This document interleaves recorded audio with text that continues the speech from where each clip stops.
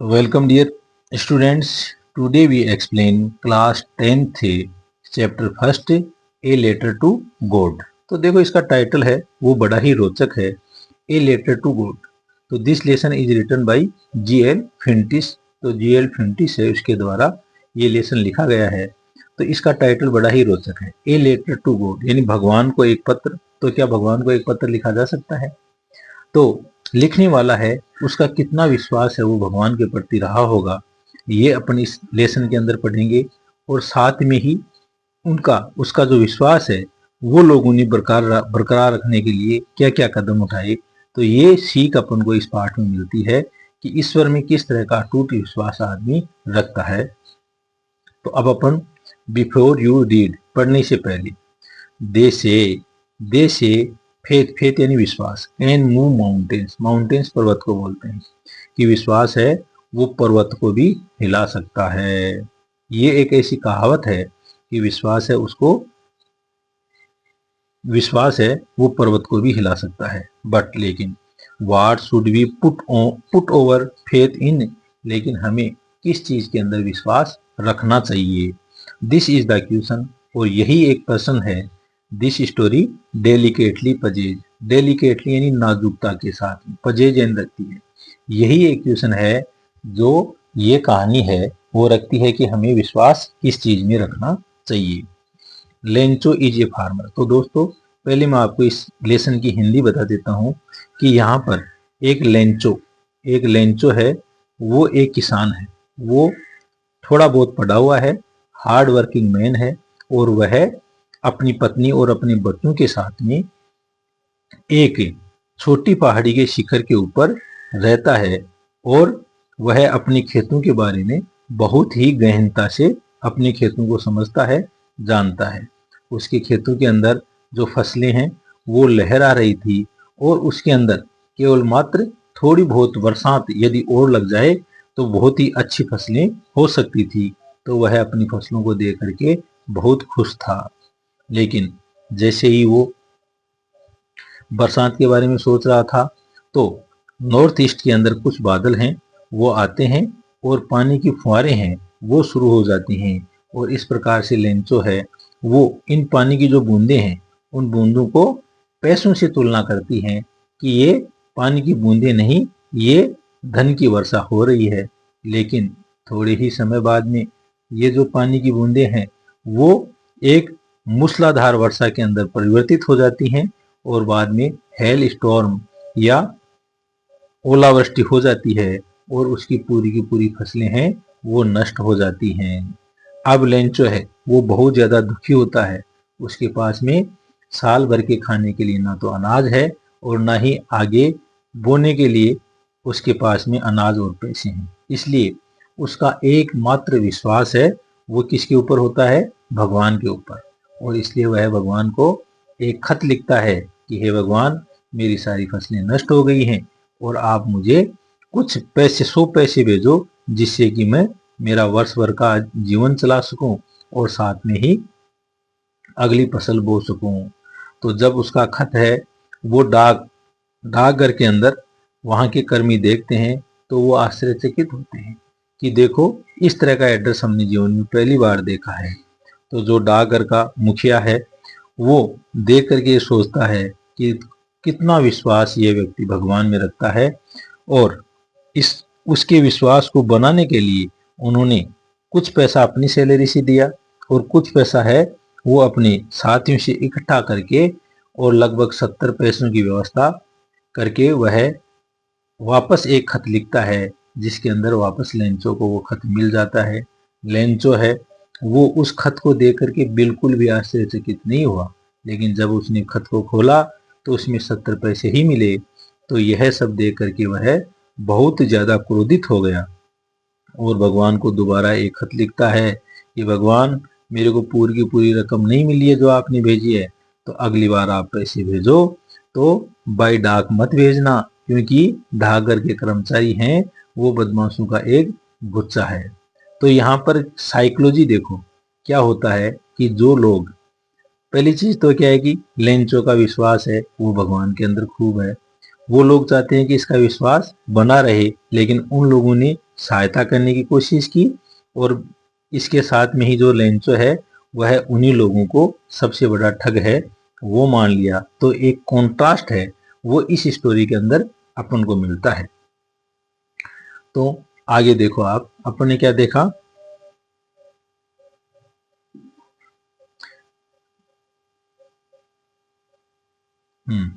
Lencho is a farmer, Lencho एक किसान है, who writes a letter to God, वह भगवान को एक खत लिखता है। When his crops are ruined, ruined यानी बर्बाद हो जाना, नष्ट हो जाना, जब उसकी फसलें हैं नष्ट हो जाती हैं। आस्किंग फॉर ए 100 पैसो, PESOS पैसोज, ये वहां की मुद्रा है। तो वह भगवान से 100 पैसोज की मांग करता है। Does Lencho's letter reach God, क्या लेंचो का जो खत है वो भगवान के पास में पहुंचेगा। Does God send him the money, और क्या भगवान उसको धन भेजेगा। थिंक, सोचो, what your answer to these question say, कि इन प्रश्नों के उत्तर हैं वो क्या हो सकते हैं। एंड गैसेज, और अनुमान लगाओ, हाउ द स्टोरी कंटिन्यू, कि किस तरह से कहानी चलती रहेगी। Before you begin to read it, इसको पढ़ने से पहले। तो आपको पढ़ने से पहले अनुमान लगाना है कि ये कहानी कैसी हो सकती है। तो अपन ने तो इसका आपको समरी पहले ही बता दी। तो दोस्तों ये इसकी ओरिजिनल कहानी शुरू होती है। द हाउस यानी घर, the only one in the entire valley, entire यानी कंप्लीट, पूरी, वैली घाटी को बोलते हैं। पूरी की पूरी जो घाटी है उसमें केवल एक मात्र घर था। Set on the crest, crest शिखर या टॉप को बोलते हैं, ऑफ ए लो हिल, एक जो छोटी सी पहाड़ी है उसके शिखर के ऊपर यह अवस्थित था। उस घाटी का एकमात्र घर जो एक छोटी पहाड़ी के शिखर के ऊपर अवस्थित था। फ्रॉम दिस हाइट, और इस ऊंचाई से, one could see the river, कोई भी व्यक्ति है वो नदी को देख सकता था।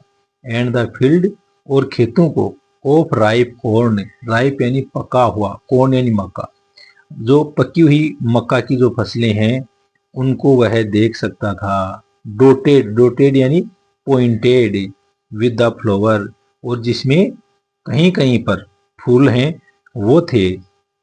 दैट ऑलवेज प्रोमिस्ड, और ये सब चीजें हैं वो प्रोमिस्ड यानी वादा करती थी, ऑलवेज यानी हमेशा, ए गुड हार्वेस्ट, हार्वेस्ट फसल को बोलते हैं।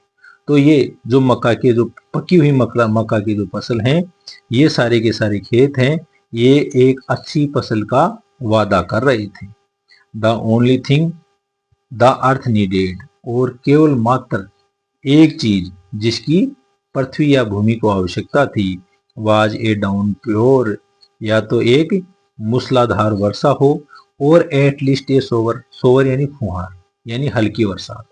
तो जो भूमि है या जमीन है उसको केवल मात्र आवश्यकता थी कि या तो अच्छी बरसात हो जाए या फिर कुछ थोड़ी बहुत फुहार है या लाइट रेन है वो हो जाए, इसकी आवश्यकता थी, जिससे कि फसलें और अच्छी तरह से हो जाएं।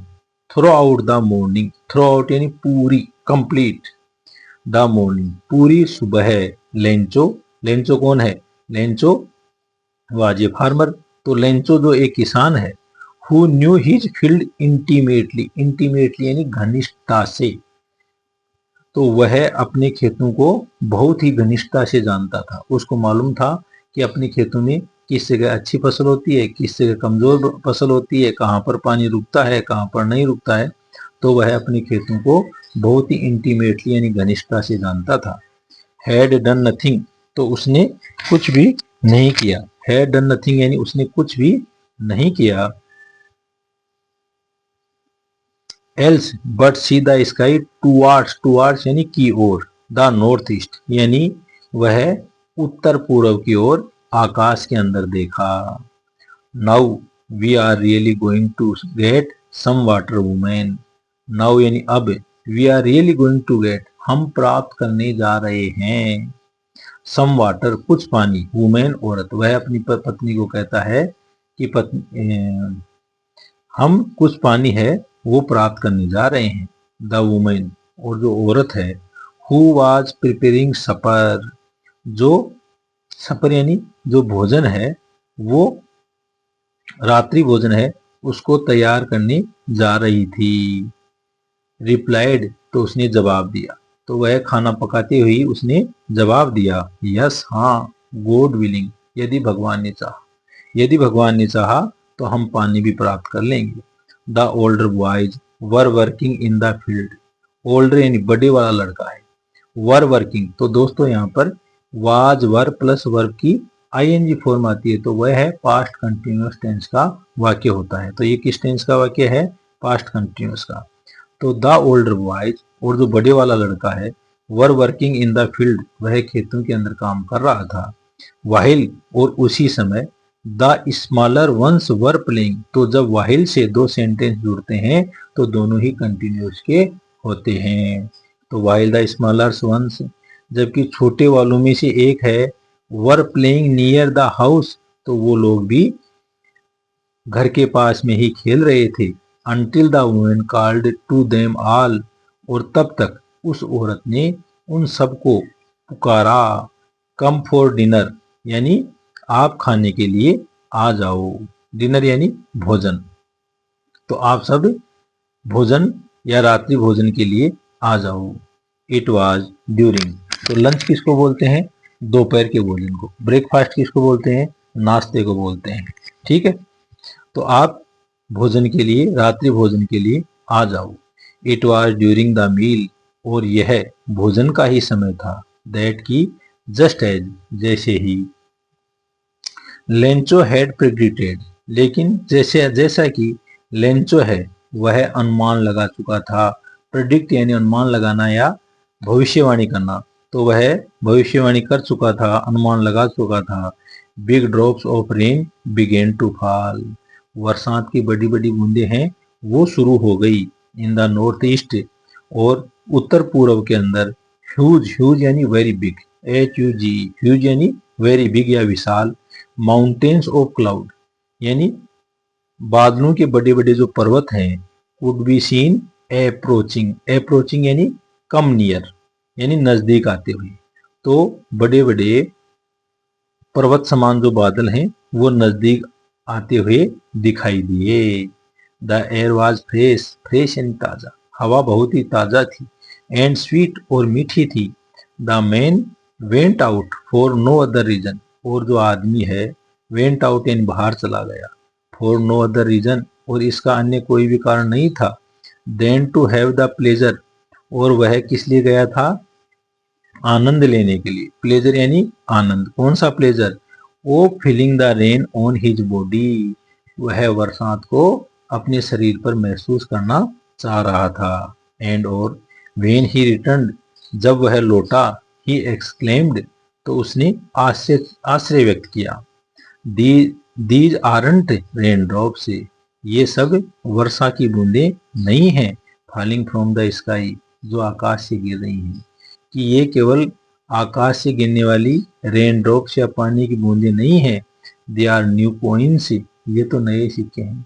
तो दोस्तों, इन रेन ड्रॉप्स को उसने नए सिक्के क्यों बताया? क्योंकि उसकी जो फसलें हैं उनको एटलीस्ट या तो सोवर या फिर डाउन प्योर की जरूरत थी, और वो बरसात आ गई, इसलिए उसने इन जो रेन ड्रॉप्स है इनकी तुलना कोइंस या सिक्कों से की है।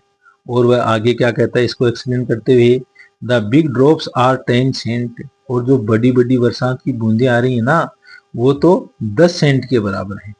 Pieces and the little ones, और जो छोटी वाली बूंदें हैं वो R5, वो 5 पैसों के बराबर है। तो यहाँ तक उसने कैलकुलेशन करके जो बूंदे हैं उनका अमाउंट भी बता दिया। आगे देखो, with A satisfied expression, satisfied यानी संतुष्टि, संतुष्टि की अभिव्यक्ति के साथ में, एक्सप्रेशन अभिव्यक्ति को बोलते हैं। ही regarded the field of ripe corn with its flower, तो ही रिगार्डेड, उसने माना, the field of ripe corn, पकी हुई मक्का के जो खेत हैं, विथ इट्स फ्लावर, जो अपने फूलों के साथ में हैं। ड्रेप्ड, ड्रेप्ड यानी ढके हुए होना, ड्रेप्ड यानी ढके हुए होना, कवर्ड विथ, तो draped in A curtain of rain, तो ये सारे की सारी जो फसल है वो वर्षा रूपी चादर से ढक गई, यानी बहुत अच्छी बरसात है वो होने लग गई। बट लेकिन, suddenly strong wind began to blow, लेकिन अचानक ही एक जो हल्की सी बरसात है वो बरसना शुरू हो गई, ब्लो यानी बहना, एंड और अलोंग विथ इसके साथ में, the rain along with the rain और इस बरसात के साथ में, वेरी लार्ज हेल स्टोन से बहुत बड़े बड़े, हेल स्टोन यानी ओलावृष्टि, हेल स्टोन किसको बोलते हैं, ओलों को बोलते हैं, बिगेन टू फॉल वो भी गिरने लगे। तो अब बरसात के साथ साथ में ओलावृष्टि भी होने लग गई। These truly did resemble, resemble यानी हम सकल होना, हूबहू होना, और ये वास्तव में वैसे ही थे, न्यू सिल्वर कॉइन्स जैसे कि नए चांदी के सिक्के आ रहे हों।